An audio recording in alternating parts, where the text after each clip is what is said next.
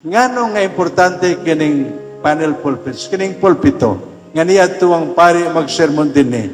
Because the Word of God becomes alive when preached and when reflected upon pamalandong sa atong kinabuhi.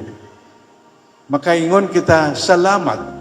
O kamo mismo makaingon, just to remind us that when we open our hearts to the Word of God, bisan pagbasa sa mga sulat ni San Pablo, kauman niini maingon, pulong sa Diyos. Bisan pagbasa sa Ebanghelyo, sinulat ni San Mateo, kauman niini giingon, ang Ebanghelyo sa Ginoo. Dili na kay Mateo, dili na kay San Pablo, iya na sa Ginoo. Amen. Mao ang koneksyon sa pulong sa Dios o ang sermon sa pare. May nungdanon kaayo.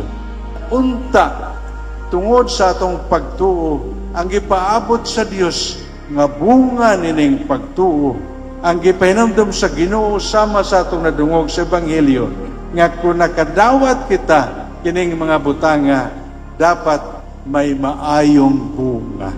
Amen?